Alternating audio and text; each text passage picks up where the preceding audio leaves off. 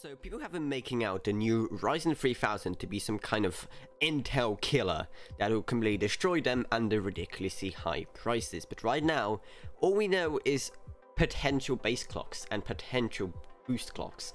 We don't even know exactly what the performance will be like, and we don't know exactly by how much they'll be beating Intel, because the clocks aren't the only thing dictating how good a processor is. I mean, just look at the 9900K, one of the most expensive consumer CPUs Intel are making right now, and it's only 3.6 gigahertz base clock, and yet it's considered one of the best current CPUs for gaming. Things like per thread performance, which is where currently Ryzen is losing to Intel, are also big part of performance, at least for gaming.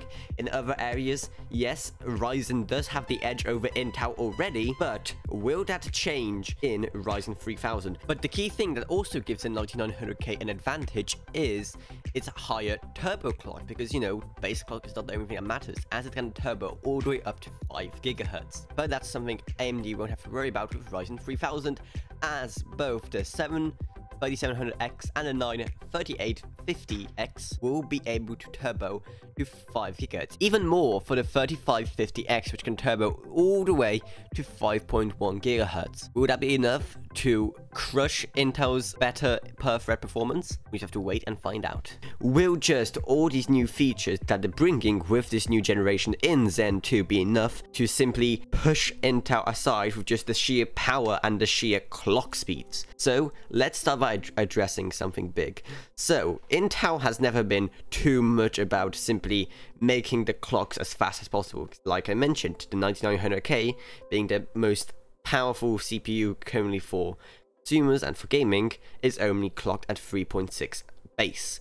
However, with Ryzen, they are going all out on the clocks. The base for the most expensive model, the Ryzen 9 3850X, is 4.3 GHz, which is higher than the current highest clocked Intel CPU, 7700K. It is, however, slightly higher priced at $499. But if you want the exact same 4.2 GHz, then that will actually cost less, as the Ryzen 7 3700X, which will be at an exact 4.2 GHz base clock, will cost you only $329, while the 770K costs $375. And another thing we should take into account are cores.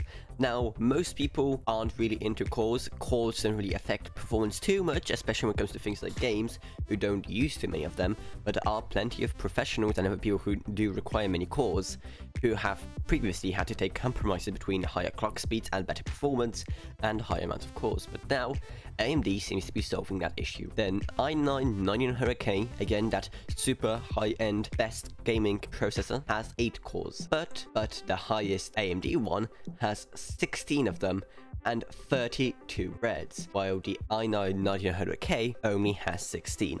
Now, some games do really benefit from lots of threads, so this will be another huge benefit for them, and also allows AMD to really dominate the professional market. But we're not sure exactly, because again, we're not sure about the other factors, such as per thread performance and stuff like that. We can only really find out when the product drops. Are you buying a Ryzen? Well, let me know down in the comments below which one. So, I hope you enjoyed this quick comparison. If you did, remember to subscribe, like, whatever, and I'll see you all in whatever I make next. Goodbye, everyone. Goodbye.